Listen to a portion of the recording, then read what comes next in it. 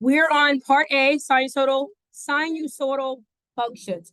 When you're describing sine and cosine functions, that's the one word for them, okay? So sinusoidal functions mean sine and cosine. Yes, that's your reciprocals, ma'am. Those are your reciprocals. All right, so basically what we're going to focus on is sine and graph functions. What do they look like? Analyze them more, making sure we're comfortable identifying the key parts, points, domain, range, amplitude, period, symmetry, right? Which we went over yesterday, correct? So this should go fairly quickly in 3A.5. So up first, we have our sine function. Remember I called it the snake. So you have your snake function.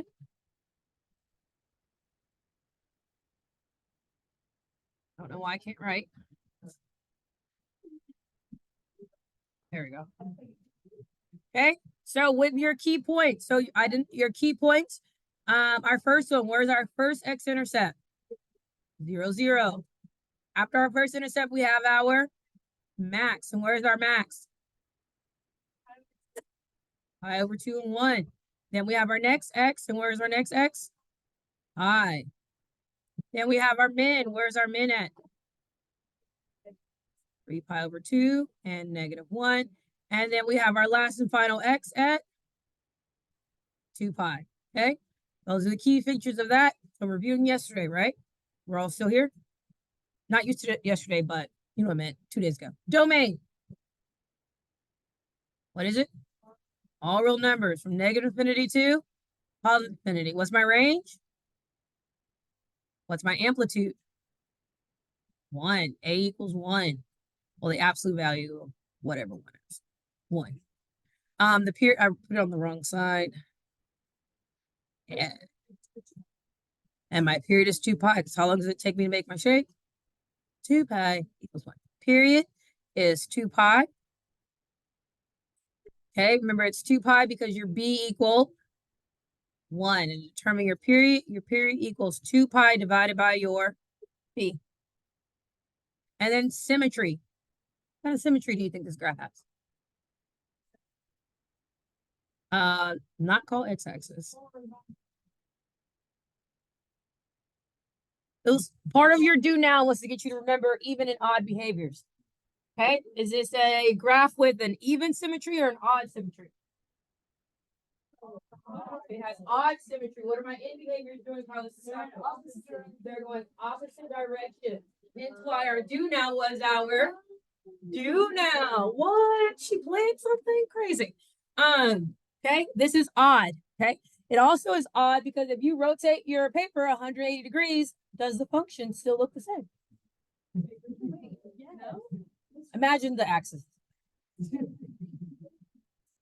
Your B. Remember you have A sine BX. So this is to find your period. Your period equals 2 pi divided by your B. Okay, your symmetry. So you should have odd symmetry. And we call that rotational about the origin. That means it's rotational.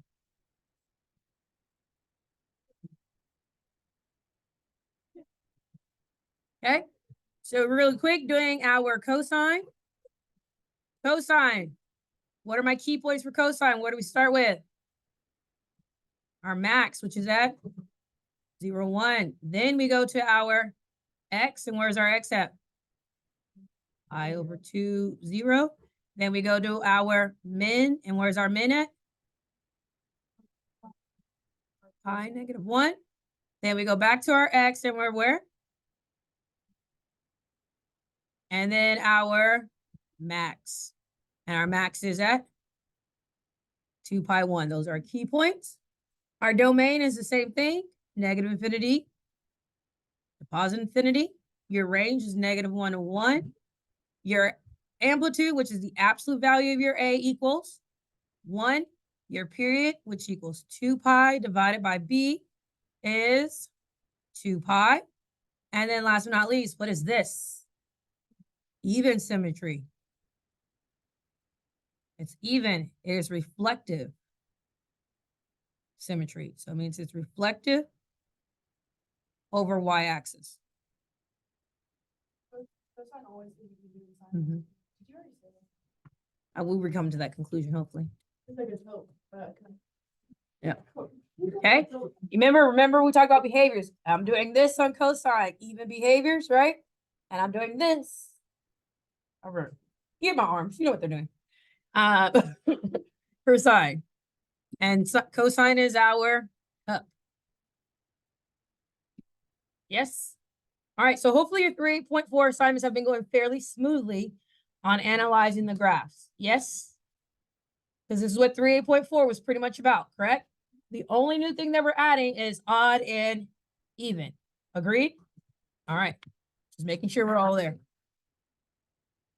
Reflect over y-axis. Yeah.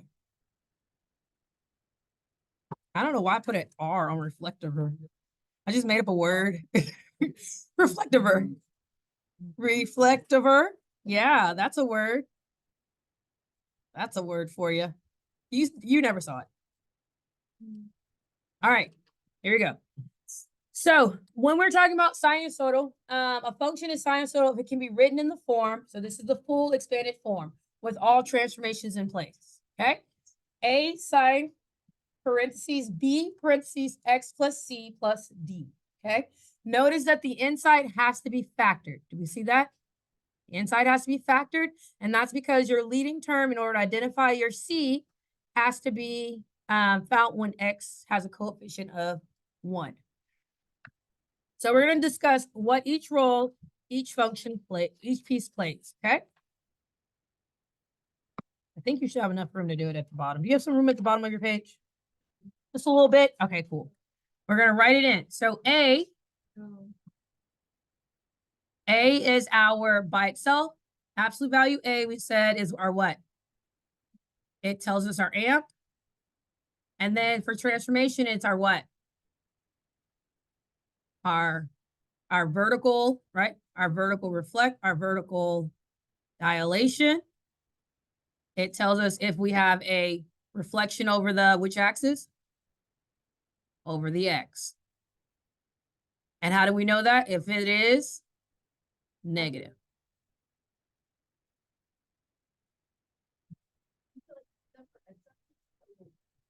If X is negative. So that's A by itself. Absolute value tells us the amp. A by itself tells us our dilation and reflection over the X-axis, correct? All right. Huh? Yeah. Our B is useful for determining what? Our period. Our B helps us determine our period. The period equals 2 pi divided by B. Our B also is our what? Say it. Our horizontal dilation and our reflection over the y-axis.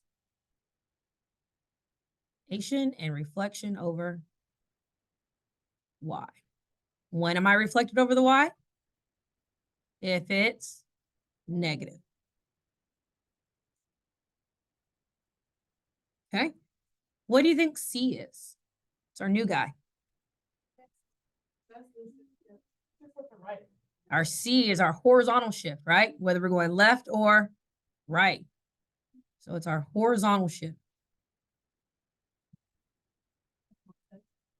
Okay.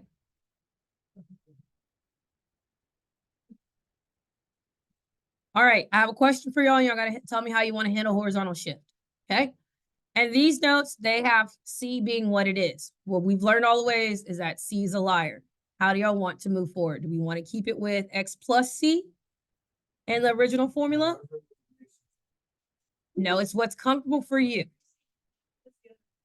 Well, it's still the same, right? Like, so this is just now saying that the original formula has plus C. So if it says minus, is actually a negative. It means you actually went to the left. If it, oh, it's actually this, not saying So they're that. not. Mhm. It's in the liar. if it's written like this. Yeah. So do we want to go back to what we're used to? How can you just choose to make that? Because based on the group in the text, in our pre-calc thing, if you get to this point, you're gonna write out how you're used to doing it, and then you do your problem. So like, so if it was on a free response, you would say, this is my transformation rule. And then you go from there. They gave you an equation. then you follow what they gave you. But if it's like describe the transformation, you write your transformation rule that you live by. So our normal one is that x minus c, right?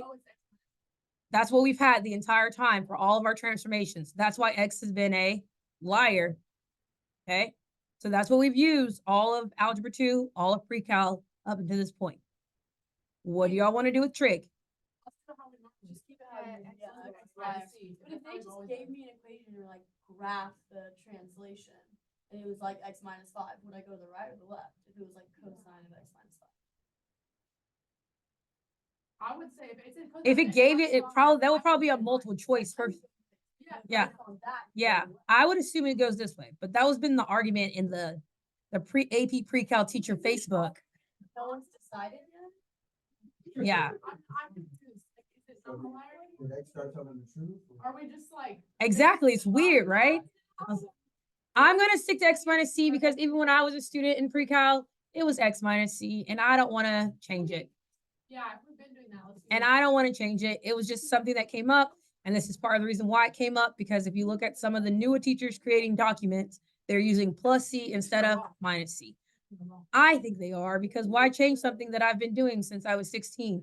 I don't appreciate it. Yeah. Like it's been there. They're still discussing it, like they haven't come out with like this. You think I- they are gonna come out with it? I think, let's see how the mock exam goes. We're taking off, we take Yeah. Ours is April 18th. Huh? All right. So are we in agreement that we're just going to cross it, make it x minus c, and remember that x's are liars? Because we've been rolling that way for a while. Okay. Cool. All right. Our horizontal shift. And then last D is our what? Our vertical shift, which I don't know. I've never, until this course and until I saw. Yeah, that's like if I did like image with me. Yeah, wait, that's like if I did like image with me, but I'm like, no, I like to do it like minus. Well, I think the reason is, and this is because sine graph, it's repetitive, right? So depending on where you analyze the graph from, it could have gone left or right, because the pattern is oscillating. It's repeating. And so I think that's why it's either you either shuffled it to the left, this little piece, which is still the other piece of it could have gone to the right, because it's an oscillating graph. Because like 3 to the right isn't the same as like that. It depends on what piece of that graph you're looking at. We're just gonna do X minus C, 'cause that's Yeah. what we always done. I'm just making sure, okay? All right. So it says here, use the graph, and we're gonna go backwards. You're going to tell me everything. So we gotta find the amp, our B, and then go from there, okay? So this is just the period. Oh, I lied to you. We're just gonna find period. I don't know. I am all over here. So we're gonna do the period. Now, what graph do we want to be? Where are we starting at? We're gonna look at it as a sine. So how long does it take for our snake to end? So my period is pi. Yeah. When it's abbreviated, I'll have to like just like SIN. What's the abbreviation?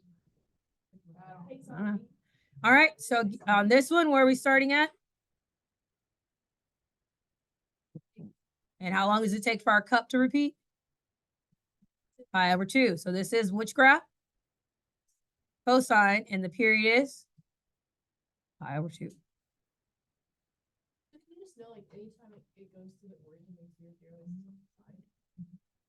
Because it tells you the odd function. But also like it could be like What's it gonna be?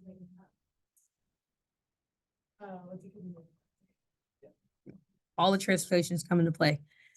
But best bet is that it could be a sine through the order. But like the size, like for sine, will it always be that the y-axis is an intercept? Like that? Your x-axis or your y? Will it always, yeah, would it always be that like an x-intercept is at the origin for sine? that's what I was saying, like. Or if it's moved up, will it 'Cause- still be like the middle point is right there? Yeah, so like the graph, you should be able to draw it out regardless of where it's at. So when we get to example B, you'll see it's moved and we'll analyze it from there. On example But, three, like, I part wanna B. say, like, on sign graphs, like the middle point of like. what's it called? middle of The midline? The midline will always be on the y-axis, and then for cosine, the maximum will always be on the y-axis. Like, will it always be like that? No, can't say always. Then how am I supposed to know if it's a sign? We all trust the process. Okay, here we go. What I'm asking is like the top of the hill or the middle of the hill is always like that. Yeah. Well, if you're translating up, The middle of the hill that passes the. Not the water. y, not the y-axis, we're talking about the. Say somewhere the intercept is, that's where like the middle of. yeah, your midline will always be what equally divides the function. Yeah. All right. Without a graph, can you tell me the period? How can you tell me the period? You identify the what? Because you identify your B, right? And what is our B here?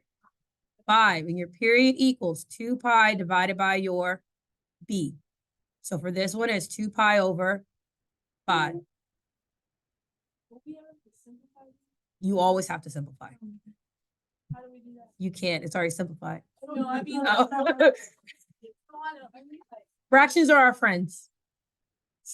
We leave it like that. All right. So this one, our B equals 1/3. So our period equals 2 pi divided by 1/3, which equals what? 6 pi. Keep, change, flip. Are we comfortable identifying the period from an equation? All righty then. Okay. Now we're going to go over amplitude really quick. Amplitude is first thing first, you must find your midline. Where's my midline on this one? It's at 0, right? Here's my mid. Once you find your midline, you're analyzing how far is your max and your minimum from your midline. How far is our max and min from our midline? 4. So our amp equals 4. Which means that our A value is 4.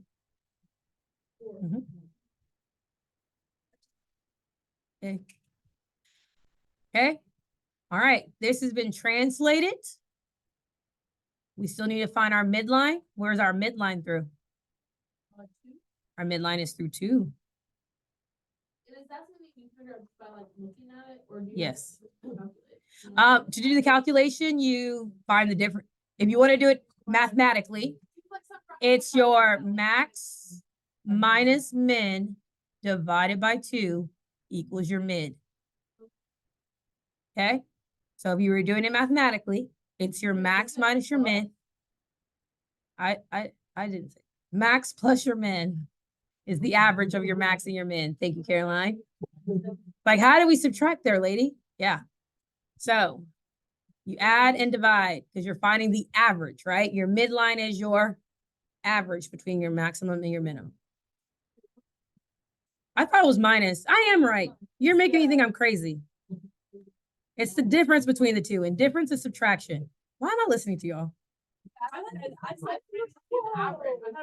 No. 5 minus -1. What's my max? 5 minus. Are we at 6?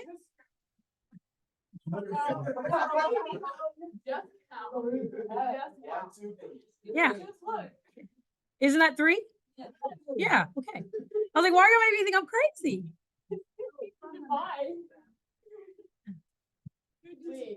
They asked me, how would you do it if it was hard? I meant to write amp, not. There we go. Just count. It's your amp. Just count. Sorry. Your max minus min divided by 2 tells you your amp, not your mid. Okay? Y'all are making me like nervous over here. Your mid is the addition of it. Your amp is the minus of it. All right. Whew. Moving on. From the equation, can you tell me amplitude? It's the absolute value of your A, right? Absolute value of your A. My A is -4. So therefore my amp is 4. On here, what's my A? And absolute value of that, which is 1/2. Ooh. All right, are we comfortable with max and max, min, amp, and period? Okay, good. Just checking. Let's keep. We're building up. We're building up, guys. Okay. All right. So we're gonna verify that we can obtain the cosine by horizontally transformation of a sine curve. Now this is why they're called sinusoidal. It's because depending on what part of the graph you're looking at, it either can be a cosine function or a sine function. I said we were getting there. Trust the process. I said we were getting there. Trust the process. I was like, trust the process. All right. So because of this transformation rule, we're going to show that cosine theta. So to take a sine graph and turn it into a cosine graph, all you're doing is taking whatever the sine value is and adding theta plus pi over 2. And that's going to shuffle the values. Okay. And we're going to test that out using what we know as our sine graph. Okay. So the first thing we're going to do is graph our cosine function. So graphing our cosine function, we're at 0, 1, pi over 2, 0, pi. It's our key points. Are these not our key points? They are our key points. You're making me think I was crazy again. Well, It's questionable on some days. We don't need any further elaboration. I feel like y'all are being haters after that.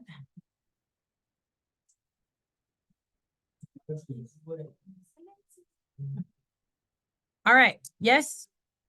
So we're going to test out to make sure that these are the values that take place. By doing that, we're going to follow the rule that it says that cosine theta equals sine of theta plus pi over 2. So first one we're going to start off with is 0. So these are our theta values that we're going to plug in. So these are theta, right? X is theta. So we're going to do sine y equals sine of 0 plus pi over 2. And what does that equal? 1. Is it at 1? Oh my gosh, it's there. What's 0 plus pi over 2? Pi over 2. And what is the sine of pi over 2? 1. Is it us proving that's a cosine function? We're proving that it can be written as a sine and then vice versa. So we're proving it, showing you, not just telling you, showing you why. So next, we're going to do y equals sine of pi over 2 plus pi over 2. What's a half plus a half? A whole, a full pi. And what is the sine at full pi? No, it's not. 0. Do we get 0 at pi over 2? Oh my gosh, it's there. So now we have y equals sine of pi plus pi over 2, which is 3 pi over 2. And what is the sine at 3 pi over 2? -1. Am I at -1?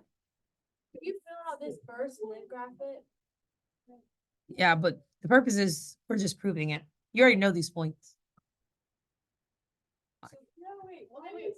But what if the amp is like, did I like an idiot? I thought the amp would be like 4, or not.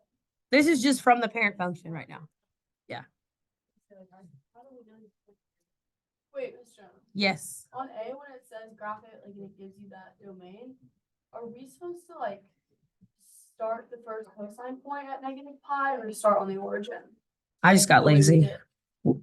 You can finish it. I always start at the origin and then I go the rest of the way. Okay, so if they give you a domain, it's not gonna say like start. No, it's not going to make you start. You just make sure that you have to end and begin there. So like I have to start here because it's how I remember my points, right?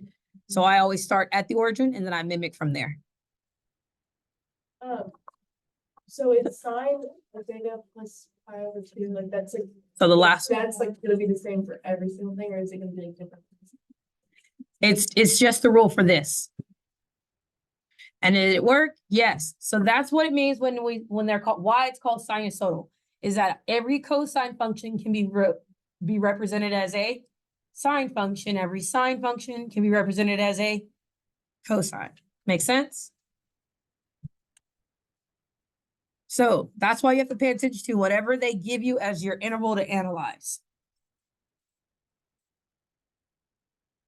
Okay, so it says here, the midline of a graph of a sinusoidal function is the average or arithmetic mean of the max and min values. The midline of y equals sine x and y equals cosine x is 0. That's because 1 minus 1, well, 1 plus -1 is 0. And 0 divided by 2 is 0, right? So keeping that in mind, what is the midline of A and B? So again, it's your max plus your min divided by 2, and that is your midline. You can also just use your eyes, but some of the, yeah, what she said.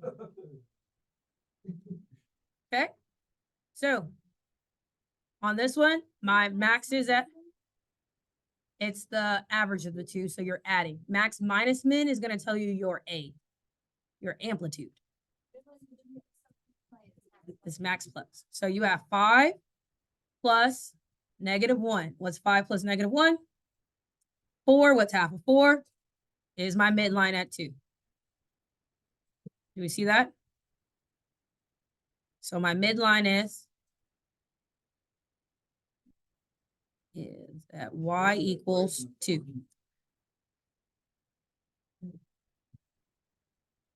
It's whatever color you have. All right, on B, my max is where? My min is where? -8. So I have 2 plus -8 divided by 2 equals -3.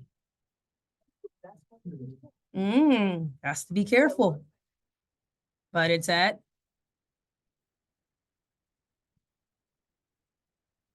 and that's y equals -3 is your midline. It's always going to be y equals for midline because it goes through the y-axis.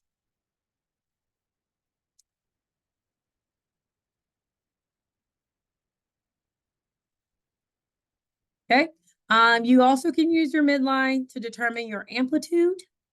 So once you have your midline to find your amplitude, what do I want you to do? What's the best way to say this? 5 or -5. Yeah, you could just subtract from there.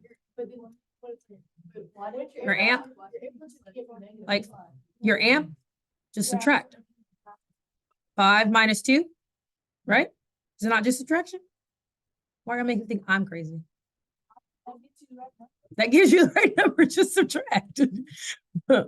So 5 minus 2 is 3. So my amp equals 3. On this one, again, I'm just going to subtract. So I get 2 minus 3. 2 minus -3 is what? 2 minus -3 is? 2 minus -3 is?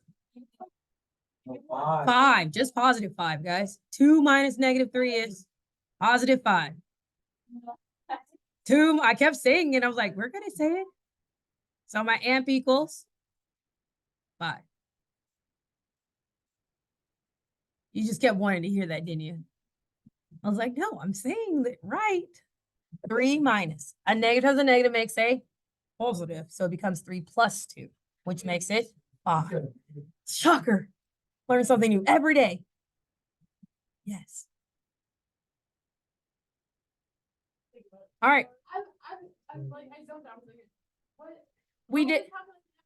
We found the amplitude. It's your, we did our max minus our mid.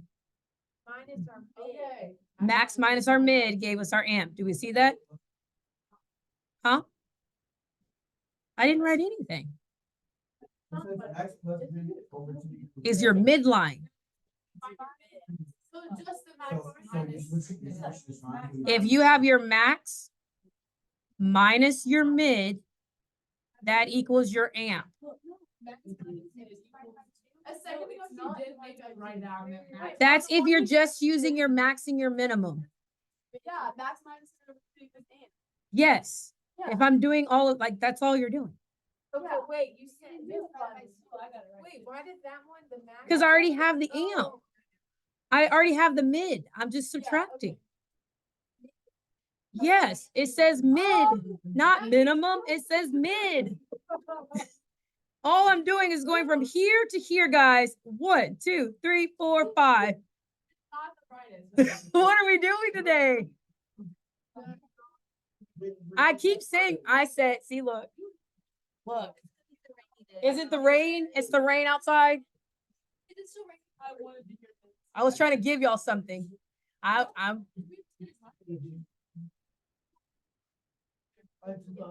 Are we okay? No. Are we okay? All right, come on. Here we go. So we are without a graph, without a calculator. You think we're able to find our midline? Why can't we find our midline? It's your C, it's your D, right? Your D is going to be your midline. Does that make sense? Your D equals your midline. Just want to make sure y'all hear me. It's the midline. Okay. So what is our D value? -5. So our midline's at Y equals -5. That's because it was translated down. Never mind. I was thinking like going backwards. Okay, here we go. So what's our midline for B? 4, which means that the graph was translate up. We went up, right? All right. Using your mid and your amp. Using your midline and your amp.